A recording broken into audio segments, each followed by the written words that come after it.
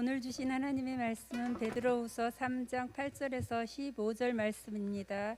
모두 일어서서 하나님의 말씀을 합독하겠습니다. 사랑하는 자들아, 주께는 하루가 천년 같고 천년이 하루 같다는 이 한 가지를 잊지 말라. 주의 약속은 어떤 이들이 더디다고 생각하는 것 같이 더딘 것이 아니라 오직 주께서는 너희를 대하여 오래 참으사 아무도 멸망하지 아니하고 다 회개하기에 이르기를 원하시느니라. 그러나 주의 날이 도둑같이 오리니 그 날에는 하늘이 큰 소리로 떠나가고 물질이 뜨거운 불에 풀어지고 땅과 그 중에 있는 모든 일이 드러나리로다. 이 모든 것이 이렇게 풀어지리니 너희가 어떠한 사람이 되어야 마땅하냐. 거룩한 행실과 경건함으로 하나님의 날이 임하기를 바라보고 간절히 사모하라. 그날에 하늘이 불에 타서 풀어지고 물질이 뜨거운 불에 녹아지려니와 우리는 그의 약속대로 의가 있는 곳인 새 하늘과 새 땅을 바라보도다. 그러므로 사랑하는 자들아, 너희가 이것을 바라보나니 주 앞에서 점도 없고 흠도 없이 평강 가운데서 나타나기를 힘쓰라. 또 우리 주의 오래 참으심이 구원이 될 줄로 여기라. 이는 살아계신 하나님의 말씀입니다. 아멘.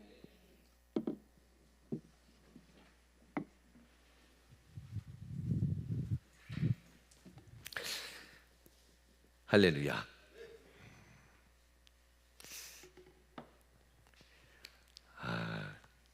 쓰고 하면 제가 안 보여서 이제 벗겠습니다. 네. 화이팅 우리 청년들. 주님. 네, 감사합니다. 메리 크리스마스. 네, 크리스마스 강림절을 즐겁게 하려고 청년들이 이렇게 애쓰네요. 네, 생활이 참 우울하지만 그리스도인들에게서는 우울할 수 없는 것은 하나님이 우리 편에 계시기 때문에 우울할 수 없지요. 그리고 세상은 찾아갈 곳이 없지만 우리는 찾아갈 곳이 있다는 것이 얼마나 행복합니까? 우리 여자분들 친정 없는 사람들 서럽다 하잖아요. 여러분들은 친정이 있으니까 참 좋으시겠어요. 영적으로 하나님 아버지. 어디 가서 울어도 그렇게 안 들어주는데 하나님 아버지는 다 들어줄 수 있고 해결해 줄 수 있고 위로해 줄 수 있는 그 하나님이 여러분의 친정 아버지 같은 분이니까 그렇다고 우리 남자분들 기죽지 마십시오. 우리에겐 진짜 아버지니까요. 그러니 그 하나님 아버지를 또 기억하고 품는 복된 성도 되시길 좀 더 축원합니다. 하나님께 나올 수 있다고 하는 것, 오늘 여러분과 함께 본문 말씀을 이야기 나누려고 하는데요. 본문 말씀은 베드로가 이제 로마에서 64년부터 68년 예수님이 오니까요, 지금부터 한 1970년 전인가요? 그죠? 예수님 60년 경정이니까 1970년, 50년 요간에 이제 로마에서 베드로가 로마 교회를 세웠다래요. 바울이 그토록 세우고 싶었는데 베드로가 세웠을 것이다라고 이제 역사학자들은 정리합니다. 목회하면서 베드로가서 목회하면서 이 네로 황제의 박해가 시작되는 시점입니다. 64년부터 68년이 극에 달한 부분이고요. 그래서 그때 이 환란 박해 속에서 이 초대교회 성도들, 로마 성도들이 어떻게 이 환란을 이겨낼 수 있을까 하다가 베드로가 오늘 본문을 쓰는 겁니다. 베드로전서, 베드로후서. 그러면서 이 본문은 과연 베드로가 어디서 기억했을까 가만히 생각해 봤습니다. 3년 동안 예수님이 가르쳐 주셨을 텐데 베드로는 어떤 말씀을 기억하고 이 말씀을 썼을까? 주님 오실 그날, 강림하실 그날까지 우린 그러므로 어떻게 해야 될 것인가? 우린 그러므로 무엇을 준비할 것인가? 라는 이야기가 오늘 본문에 나오지요. 무엇을 준비할 것인가? 우리 행실을 어떻게 할 것인가? 그것을 이제 얘기합니다. 그런데 이 이야기를 위해서 베드로는 아마 이것을 기억해내지 않았을까요? 마태복음 25장 1절로 4절, 예수님이 베드로와 제자들과 많은 사람들에게 이제 말씀하신 비유입니다.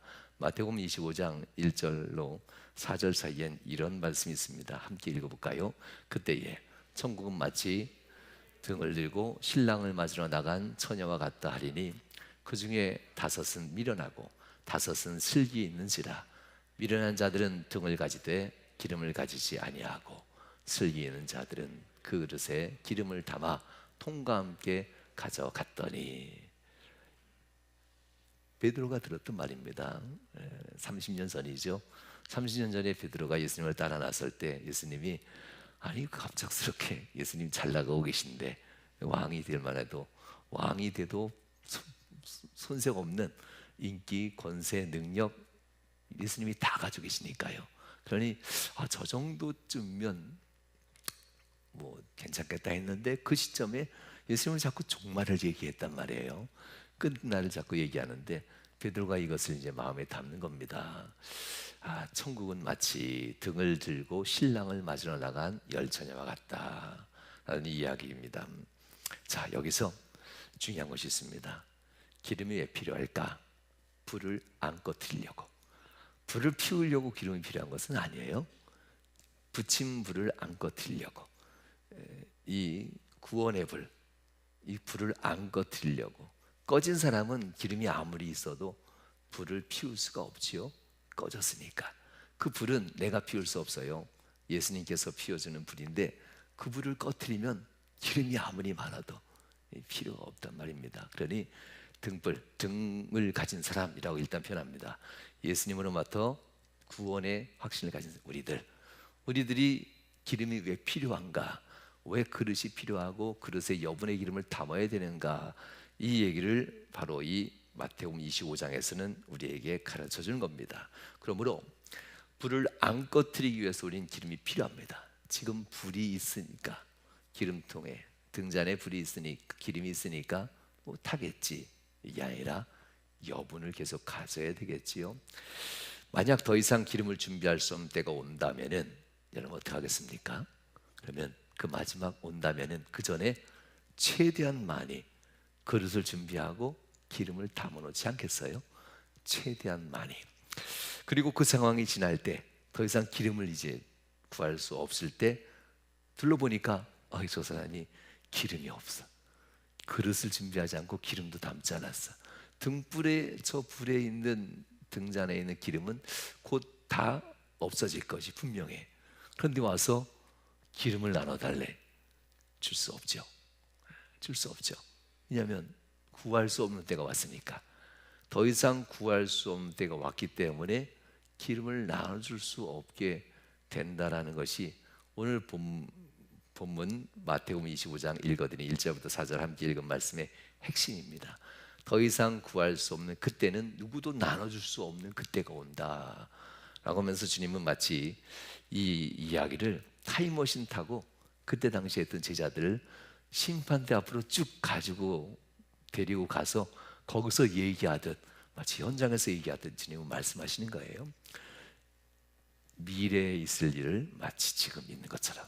이 얘기는 미래에 있을 일을 얘기한 것은 슬기로운 5처녀를 칭찬하려고 하는 것이 아니라 미련한 5 사람을 준비하라고 가르쳐주기 위해서 미래로 데려가는 겁니다. 굳이 슬기로운 5 사람을 칭찬하고 뭐 해줄 필요는 없어요. 그분은 슬기롭게 계속 준비할 거니까. 미련한 5 처녀를 어떻게 하든 구원하려고 그래서 그들을 데려갔다는 이야기입니다. 너무나도 생생해서 마치 지금 일어난 일처럼 예수님은 말씀하시고 이 사람들은 미래의 어느 날 우리가 혹시 미련한 사람은 되지 않을까? 미래의 어느 날 주님 오실 그날 우리가 혹시 미련한 사람이 되지 않을까? 그래서 매일매일 오늘이라고 하는 이 하루하루에 기름을 미리 준비해야 되겠다. 하여튼 담을 수만 있다면 조그만 거라도 깊은 거라도 담을 수만 있다면 뭐든 일단 담아놓으면 내 거니까 아무도 못 뺏어요. 주의 사랑을 누가 뺏겠느냐? 사망이야 칼이냐? 그 어떤 것이라도 주의 사랑을 끊을 수 없느니라. 일단 담아놓으면 마귀는 못 훔쳐가요. 안 담으니까 거기에다가 의심과 원망과 불평을 마귀가 쏟아버리는 거죠. 이런 겁니다. 그래서 그날이 되기 전에 너희는 등불을 또 피우기 위해서 기름을 준비해라. 그런데 떨어뜨리면 안 되겠죠. 떨어뜨리면 어떻게 되겠어요? 제가 떨어뜨리면 깨져버리겠죠. 그릇을 준비하고 그릇에다 기름을 담는 것은 깨진다는 것을 의미합니다. 기름은 사라지지 않는데 그릇이 이가 나갈 수는 있지만 금이 간 그릇은 못 써요. 새니까. 이는 나갈 수 있어요. 그러나 금이 가버리면 그 그릇은 쓸 수 없습니다.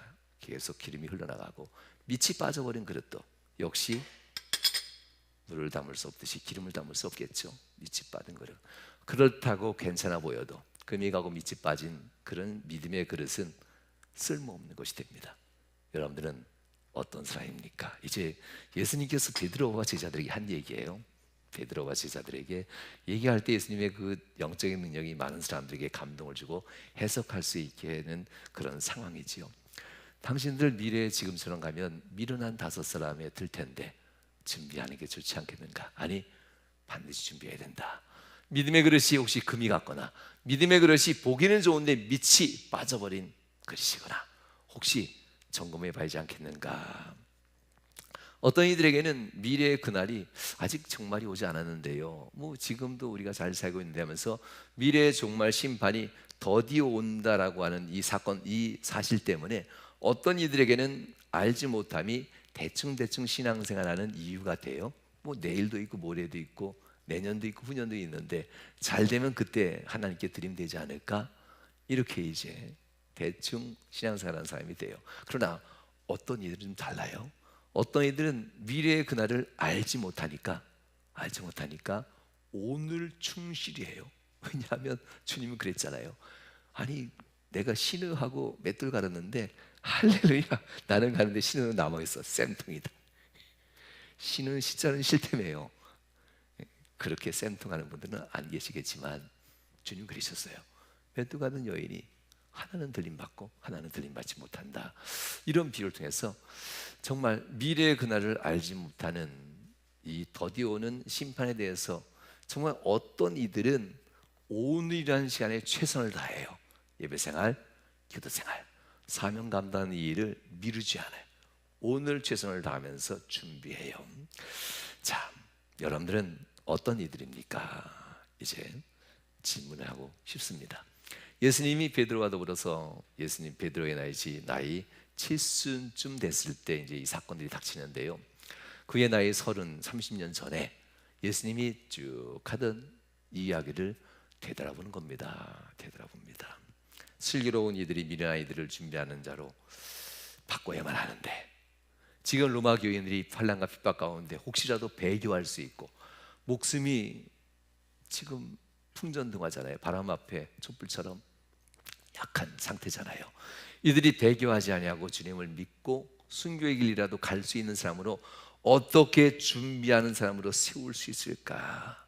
어떻게 이들을 슬기롭진 않지만 미련한 자들이라도 기름그릇 준비하고 기름이라도 더 받을 수 있도록 해줄 수 있을까? 베드로가 고민하면서 베드로 전후서를 쓰는 겁니다. 그의 나이 7순 된 어느 날이죠. 60대 중반부터 로마에서 사역하던 베드로가 이 네로 황제의 극심한 박해로 64년부터 68년에 이제 그가 십자가에 거꾸로 달려 죽습니다. 이 상황 속에서 그는 모든 고난 어떻게 이겨내는지 베드로가 먼저 당당하게 받아내는 모습이 베드로의 삶을 통해서 보여집니다. 자, 그들에게 줄 수 있는 것은 소망, 장차 이루실 하나님의 역사. 지금은 환난이지만 하루하루 주의 성령께서 우리를 돌보시고 장차 소망을 바라보면서 지금 이겨낼 수 있는 믿음을 베드로가 줘야 하는 이 엄연한 사실입니다. 베드로후서 3장 8절에서 베드로는 이들에게 이렇게 얘기합니다. 함께 읽어볼까요? 사랑하는 자들아, 우리는 주께서는 하루가 1000년 같고 1000년이 하루 같다는 이 한 가지를 잊지 말라라는 겁니다. 환난이 길지 않아, 금방 지나가. 주님의 날은 영원해. 이 얘기를 하는 겁니다. 네로 황제의 박해가 아무리 강력해도 그거 멀지 않아. 견뎌낼 수 있어. 아니, 안 견디고 우리가 죽는다 할지라도 주의 날은 곧 와. 우리 걱정하지 말자. 길다고 생각하지 말자. 주의 날은 곧 온다. 그의 나이 이제 70. 네로 황제의 박해가 극에 달합니다. 1년차, 2년차, 3년차, 4년차, 5년차. 네로 황제의 박해의 극에 달아서 많은 이들이 잡혀가고 죽임당하지요. 베드로도 역시 잡혀가고 죽임당하는 과정이 있게 되는데요. 베드로가 십자가에 거꾸로 달린 것에 대해서 우리가 어떻게 거꾸로 달릴 수 있을까 하지요. 베드로는 아무렇지도 않았고요. 초대교회 당시 로마교회 성도들은 베드로가 십자가에 거꾸로 달린 모습을 보고 울지는 않았을 것 같아요. 영광스러운 모습으로 할렐루야 했을 것 같아요. 이유가 있습니다. 베드로 나이 70세에 잡혀갑니다. 70세 어간이죠. 정확한 나이는 뭐 70세쯤이라 그래요. 잡혀가는데 그가 잡혀가서 바로 순교시키진 않아요.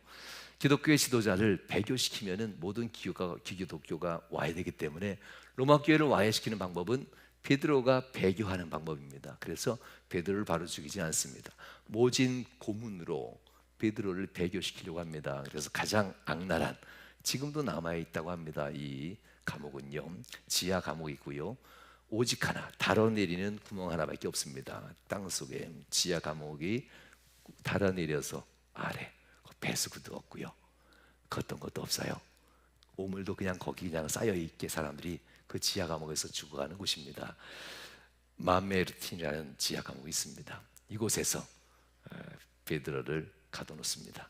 기둥에 쇠로다 묶어놓고 9개월간 서서 잠을 자게 합니다. 모진 채찍에 매를 맞으면서 9개월 동안 잠도 잘 수 없습니다. 그냥 서서 쇠사슬에 매달려서 두 발은 벌린 채 그렇게 매달립니다. 9개월, 일주일이면 죽지 않을까요? 그 험악한 환경, 모든 오물이 득실되는 그 험악한 환경, 그런 환경에 베드로가 일주일 견뎌냅니다. 한 달을 견뎌냅니다. 모든 박해와 핍박 속에서도 예수님을 배교하지 않아요. 하나님께 영광 돌립니다. 바깥에서는 로마교회 성도들이 기도합니다. 베드로의 이 고난을 하나님 속히 멈추게 해달라고, 아니면 데려가 달라고.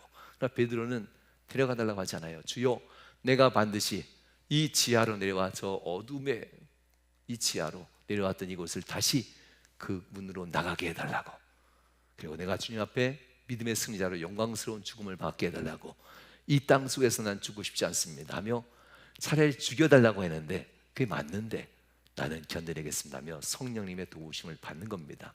몇 개월 동안, 9개월 동안. 거기서는 일단 들어가면 살아나온 사람이 거의 없습니다. 나와서 형을 집행할 만큼 건강한 사람도 없습니다. 병들어서 죽던, 핍박, 모진 고초로 죽는 곳입니다. 그러나 마메르티니 감옥에서 9개월 동안 베드로는 견뎌냅니다. 그러나 견뎌낸 것이 아니었습니다.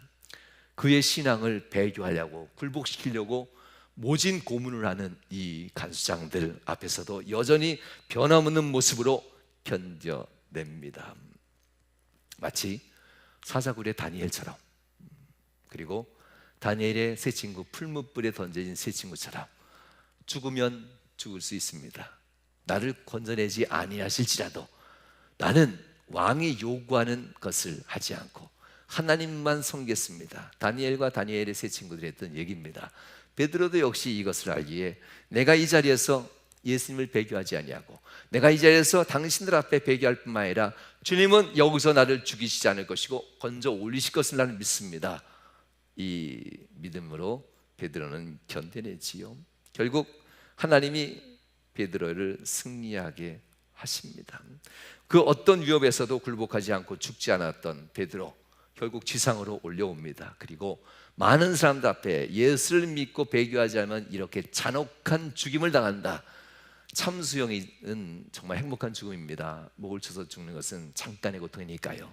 그런데 가장 악랄한 형틀이 십자가형입니다. 십자가에 못을 박아서 죽을 때까지 매달아 놓는 겁니다. 이것이 가장 악랄한 고문 중에 최고의 고문이고 죽음의 형벌입니다. 베드로와 교인들에게 있어서 베드로가 지상으로 올려지고, 그리고 예수 믿는 사람은 이렇게 죽는다라고 하면서 십자가에 못 박았던 이 형틀 앞에서 오히려 베드로와 교인들은 할렐루야 했을 것 같아요. 마메르틴이라는 지하 감옥에서도 주께서 살려내시고, 이 모진 고문 속에서도, 박해 속에서도 베드로는 견뎌내셨고, 그리고 지금 마침내 베드로의 얼굴은 승리자의 얼굴이에요. 못 박혔지만, 거꾸로 매달렸지만 베드로와 로마 교인들에게 있어서 베드로는 환난을 이겨내는 승리자의 모습으로 모든 사람은 보게 됩니다. 오히려 답답한 사람이 있지요. 로마 당국자들, 베드로와 로마 교인들이, 기독교인들이 이 정도의 권세 앞에서는 떨어야 되는데, 이 정도의 권력 앞에서는 두려워야 되는데, 이 정도의 마메레티난 무서운 형벌 앞에서는 어느 누구도 오줌을 지리면서 벌벌 떨고 살려달라고, 제발 죽여달라고 이 말을 해야 되는데, 어쩜 기독교인들은 이렇게 독할 수가 있을까? 아니, 그들이 믿는 하나님이 도대체 어떤 하나님이길래 이들은 이렇게 이겨낼 수가 있을까? 굴복하지도 않을 뿐만 아니라 죽지도 않는 모습, 대단하지 않습니까? 굴복하지도 않는 뿐만 아니라 여기서 죽진 않겠습니다 하면서 죽지도 않는 이 모습, 하나님의 영광을, 그 삶 자체가 마메레튼 지하 감옥에서 9개월 동안 선포하게 됩니다. 그래서 그를 몹시 고문했던 두 간수가 있습니다. 프로세우스와 마르티아누스. 어떻게 됐을까요? 바울을 만났던 간수장도 역시 변화돼서 예수를 믿었잖아요. 역사학자들은 이 프로세우스와 마르티아누스가 예수를 믿게 되었고요. 그 감옥을 관리했던 병사들, 이 막교대로 있었겠지요. 47명이 베드로로 말미암아 다 회심을 했다고 합니다. 9개월 사이에 일어난 일입니다. 베드로를 로마 당국자들에 의해서 처형시키는 것, 이 간수장들은 눈물 날 거예요. 눈물 나고 괴로울 겁니다. 47명의 군병들도 역시 베드로가 죽는 것이 너무 안타까울 거예요. 베드로에 의해서 이미 회심됐으니까요. 그러나 베드로는 나를 죽여주세요. 그래야 우리가 최후 승리를 증거할 수 있지 않겠습니까? 로마에 의해서 죽는 것이 아니라 우리는 하나님께로부터 부름받는 장면이 순교의 장면인데, 간수장이었던 프로세수스와 마르티아누스에게 두려워하지 말고 염려하지 말고 나를 십자가에 못 박으시고 나를 거꾸로 달아주세요, 이 말을 하게 되지 않았을까 생각해 봅니다. 베드로후서 3장 11절로 13절 말씀에 이런 얘기가 있죠. 함께 읽어볼까요? 이 모든 것이 이렇게 풀어지리니 너희가 어떠한 사람이 되어야 마땅하냐?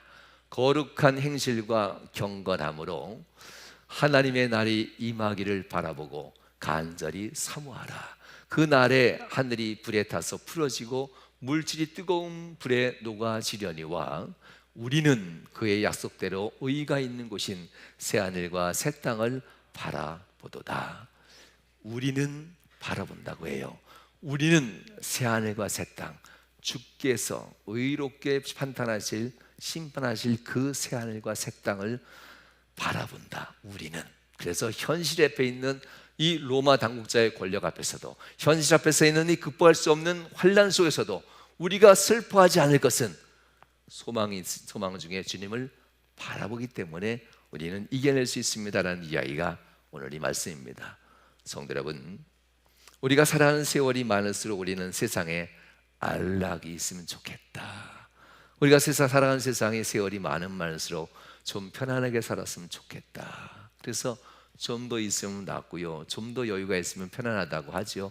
솔직히 저도 그런 마음이 있어요. 항상 그래요. 야, 그래도 주님이 부르면 너 빨리 갈 거지? 아멘. 맨날 스스로에게 질문해요. 여러분은 어떻게 하시겠어요? 주님이 부르시면 빨리 가시는데, 저같이 뭐 자산이 없는 사람이야 그냥 가면 돼요. 남겨놓을 것도 없으니까.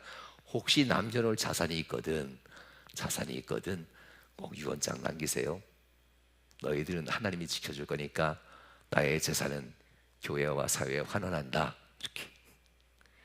어차피 다 환원하셔야 돼. 자녀들이 누구든. 하여튼 그렇게 남겨놓고 가세요.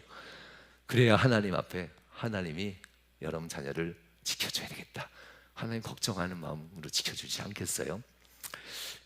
성도 여러분, 우리는 바라보는 것이 다릅니다. 새하늘과 새 땅을 바라봅니다. 지금 로마의 바티칸 그 언덕에 있는 로마 베드로 성당 그 자리입니다. 베드로가 바티칸 언덕에서, 바티칸 그 땅 지하에서 9개월 동안 고초당했고요. 그 지상 바티칸 언덕에 베드로가 거꾸로 십자가에 못 박혔던 그 자리입니다. 그 자리에 베드로의 기념 성당이 세워진 거지요.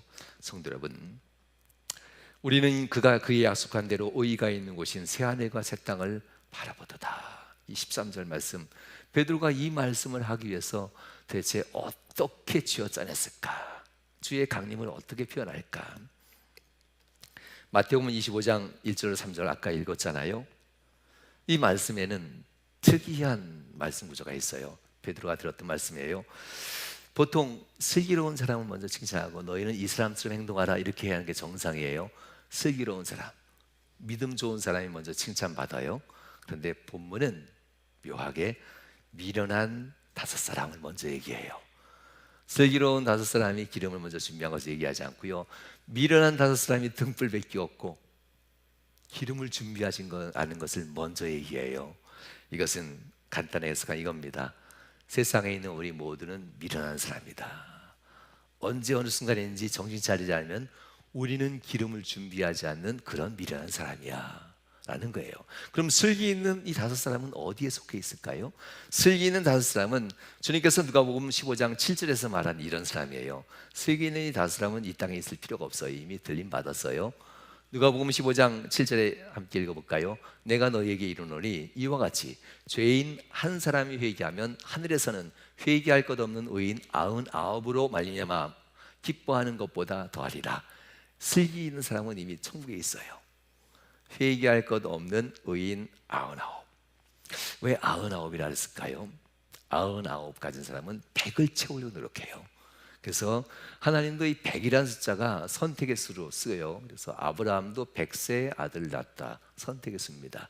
이삭도 그 기근 속에서도 100배의 소출을 얻었다, 이삭이 선택받았다는 뜻을 의미합니다. 예수님도 나를 위해서 고난당하고 핍박당하는 사람들은 이 땅에서 전토를 받되 좋아하는 거잖아요. 밭과 논을 받는데요, 땅을 받는데 몇 배를 받는다고요? 10번 100배의 복을 받느니라. 주님께서 나를 위해 핍박받는다면 의인 99이라고 할 땐 의인 슬기 있는 5천년은 의인 99인데 한 사람이라도, 미련한 한 사람이라도 슬기로운 자처럼 기름을 준비한다면 주님 감사합니다. 천국에서 이 땅에 있는 우리들이 한 사람이라도 더 기름을 준비하는 믿음의 그릇을 준비하고 그 안에 기름을 준비하고 믿음의 기름 그릇 위에 성령의 기름을 준비하는 이러한 사람이 한 사람 한 사람 들어올 때마다 너무나 기뻐서 슬기 있는 5은 의인 99 같이 기뻐하는 모습이 천국에서 매일같이 묘사된다는 이야기입니다. 베드로는 이것을 알고 있었습니다. 우리가 이 땅에 살 때 우리는 약하다는 것, 우리가 가진 믿음의 그릇을 언제든지 두려워서 놓치는 순간 깨질 수 있다는 것을, 우리가 가진 믿음의 그릇에 기름이 잘 오늘은 담겨져 있었는데 어느 순간인가 흔들어서 이렇게 쏟을 수 있다는 겁니다. 그리고 자기도 몰라 여전히 기름이 채워진 줄 알아. 예전에 받았던 은혜가 지금도 있는 줄 알아. 흔들리고 있는데 이런 것 때문에 베드로는 너무나 속상했습니다. 그래서 어떡할까 할 수 있는 것이 있습니다. 기름 준비 안 된 사람한테는 때가 되기 전에 기름을 준비하라면서 성령의 충만함을 받기 위해서 노력하라라고 끊임없이 얘기합니다. 함께 기도해주고 함께 예배에 참석해주고 함께 신앙으로 말씀 안에서 함께 말씀을 읽어주고 함께 기도에 참석해주고 함께 기도해주고, 나를 위해 기도하는 것은 이미 슬기는 사람에겐 의미 없죠. 누군가에게 불을 붙여줘야 되잖아요. 기름은 아는데 불이 없어서 불이 붙지 않잖아요. 그러니 믿음이 연약한 자들에게 함께 기도합시다 하면서 불을 붙여주는 사람이 슬기 있는 사람이지 않겠습니까? 내가 얼마나 복을 받았는지, 내가 얼마나 은혜 받았는지, 내가 얼마나 성령 충만한지는 중요하지 않아요. 얼마나 믿음이 없는 사람에게 불을 붙여주고 있는지가 중요하다는 겁니다. 그래야 하나님이 기뻐하지 않겠어요. 얼마나 우리가 은혜의 사람인가가 뭐가 중요해. 그 은혜를 받지 못한 사람 곁에 가서 함께 기도해주고, 아직도 불을 붙지 못한 사람 곁에 가서 함께 예배에 동참하도록 격려해주고 예배를 입고 나오고, 아직도 주의 직분과 사명이 잘 뭔지 모르고 헤매는 사람 앞에 가서 이렇게 하는 거야 하면서 내 삶으로 본을 보여주고 헌신하고 헌물하면서, 야 저렇게 하면 복을 받는구나 하면서 나를 위해서가 아니라 믿음이 약한 사람을 위해서 불을 붙여주는 이 슬기로운 5사람을 주님은 지금도 보길 원한다는 겁니다. 베드로가 얘기합니다. 얼마나 많은 기름을 준비하는가 보다 여러분들 그릇이 혹시 깨지지 않았나요? 질문하는 겁니다. 로마 교인들에게 얼마나 많은 은혜를 받았냐 보다도 지금 여러분도 혹시 기름 그릇에 밑이 빠진 것은 아닙니까? 혹시 사단마귀가 금가게 해놨는데 기름이 새나고 있지는 않습니까? 신앙이 흔들리고 있지는 않습니까? 여러분의 신앙이 혹시 원망과 불평과 판단이라고 하는 세상 사람이 좋아하는 이야기들을 여러분 입에 담고 살고 있지는 않습니까? 여러분들, 그 기름과 그 불은 불이 꺼진 사람들에게서 불을 붙여주기 위해서 하나님이 주신 것이지 자랑하라고, 나는 이만큼 쌓아놨습니다, 나는 이만큼 여유가 있습니다, 나는 이만큼 할 수 있는 사람입니다, 다 자랑이지 않습니까? 그것보다 더 중요한 것은 그걸 다 믿음이 약한 사람에게 불을 붙여주는 일입니다 라고 하면서 우리가 그날 어떻게 할 것인지 기억하십시오라는 이야기입니다. 베드로는 로마 교인들에게 매일같이 깨질 수 있는 이 믿음의 그릇, 매일같이 쏟아질 수 있는 이 기름들, 좌절할 수 있고 환난과 시련 속에서 흔들릴 수 있는 그들에게 매일 밤마다 모여 예배합니다. 왜냐하면 눈을 뜨면 좌절이니까요. 밤마다 모여서 예배하고 밤마다 모여서 기도합니다. 왜냐하면 한낮이 되면 당장이라도 포기할 것 같은 환난과 시험이 그들의 신앙을 바닥 깨트려버리고, 환난이 그들의 믿음을 깨트려버리고 기름을 다 쏟아내버리니까요. 밤마다 믿음의 그릇을 만들기 위해서 예배합니다. 밤마다 그 만들어진 믿음의 그릇을 만들기 위해서 예배한 그 그릇 안에 밤마다 성령의 임재를 간구하면서 기도합니다. 예배로 그릇을 만들고 기도로 성령의 기름을 채운 그들은 베드로와 믿음의 선진들 앞에서 받은 불꽃을 다시 되살립니다. 그렇게 하루를 버텨내면서 주님 오실 그날을 바라보게 되는 겁니다. 13절 말씀 이렇게 얘기하죠. 우리는 그의 약속대로, 함께 읽을까요? 의가 있는 곳인 새하늘과 새 땅을 바라보도다. 결론을 얘기하지 않았을 것 같아요. 매일 밤마다 4년 5년 동안 이 말을 결론을 냈을 것 같아요. 지금 눈을 뜨면 우리는 하루 종일 환난과 핍박 가운데의 믿음을 잃어버릴 겁니다. 믿음의 그릇이 깨지고 기름이 쏟아질 겁니다. 그러나 우리는 또다시 밤마다 모여서 예배하면서 믿음의 그릇을 만들 것이고, 우리는 밤마다 기도하면서 만들어진 그릇에 성령의 기름을 채울 겁니다. 두려워하지 마십시오. 우리는 반드시 새하늘과 새 땅을 바라보는 자들로 주님 나라 들어갈 겁니다. 염려하지 마십시오 하면서 밤마다 얘기합니다. 9절, 베드로와 로마 교인들은 항상 3장 9절에 이 말씀을 이야기하게 됩니다. 주의 약속은 어떤 이들이 더디다고 생각하는 것 같이 더딘 것이 아니라 오직 주께서는 너희를 대하사 오래 참으사 아무도 멸망하지 아니하고 다 회개하기에 이르기를 원하시느니라. 이 부분입니다. 더디다고 생각하는 것 같이 더딘 것이 아니다. 눈만 뜨면 왜 우리에게 환난을 줍니까? 힘들어합니다. 그러나 아니야, 더디지 않아. 오늘 우린 예배하고 그릇을 만들 것이고, 오늘 이 밤 우린 기도하고 기름을 채울 거야. 하나님은 지금이라도 우리를 붙들어 가실 거야. 그러나 우리가 생각하는 더딤은 하나님의 참으심인데, 믿음이 약한 사람 잃어버리지 않냐고, 너와 같은 또 다른 사람을 구원하려고 하나님은 잠시 하루를 미루는 것뿐이야.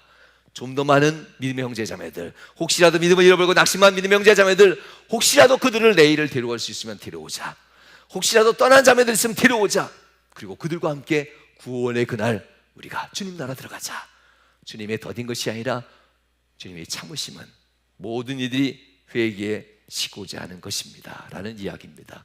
성도 여러분, 힘드시지요? 어렵지요? 가정이 어렵고 힘들지요? 그러나 더디다 생각하지 마십시오. 베드로를 지하 감옥에서도 살려내신 하나님의 은혜, 사자굴에서 다니엘을 살려내신 그 주 하나님의 은혜, 불문불 속에서도 다니엘의 세 친구를 살려내신 주님의 은혜를 기억하십시오. 절대 더디지 않습니다. 주님의 시간은 더디지 않습니다. 주의 약속은 더딘 것이 아닙니다. 반드시 우리를 승리하는 그 시점에 주의 약속은 우리에게 임한다는 사실을 기억하시길 저로 축원합니다. 여러분 정도의 신앙이면 됩니다. 바로 우리들 정도면 됩니다. 예배를 사모하고 기도할 줄만 안다면은 믿음의 그릇을 다시 만들 수 있고 그 안에 기름을 채울 수 있는, 충분하지 않겠습니까? 예배를 알고 기도를 한다면 우리 이미 그릇과 함께 기름을 준비하는 성령의 사람이 될 수 있습니다. 그러니 긴장하지 마십시오. 몸의 근육이 긴장하면 하던 것도 못 하잖아요. 운동의 기본이지 않습니까? 베드로는 얘기합니다. 긴장하지 말아라. 조바심 갖지 말아라. 흔들리지 말아라. 세상이 아무리 너를 힘들게 하고 고통스럽게 할지라도 긴장하지 말고 조바심 갖지 말고 흔들리지 말자. 우리에게는 세상의 권세자들을 다스리는 예수님이 계시지 않느냐 이 얘기입니다. 우리에게는 이 모든 것 속에서도 이 주님 앞에서 믿음 붙드는 우리는 결국 세상 앞에 굴복하지도 않을 것이고 세상 앞에 죽지도 않을 것이고 주님이 부르실 그날에 영광 가운데 주님 앞에 들려 올라갈 그날이 우리에게는 있는데 우리 흔들리지 말자. 우리의 믿음의 그릇이 깨져서 영적인 모든 능력의 기름이 다 쏟아진다 할지라도 우리는 오늘 다시 예배하고 우리는 오늘 다시 기도하고 우리는 오늘 다시 사명 감당하면서 우리는 성령 충만한 성령의 기름이 충만한 사람으로 우리는 다시 일어날 거야. 그러니 흔들리지 마. 나는 믿음 없는 사람이라고 얘기하지도 마. 나는 믿음이 사라진 사람이라고 얘기하지 마. 예배와 기도 가운데 다시 그 믿음은 살아날 거고 성령이 임재할 것이고 성령이 여러분 부르뜨실 것이고 당신은 다시 승리할 것입니다라는 이 믿음의 확신들, 오늘 영암교회 성도들도 이 확신을 가지시길 주님도 축원합니다. 이 시간 하나님 앞에 함께 기도하십시다. 주님, 내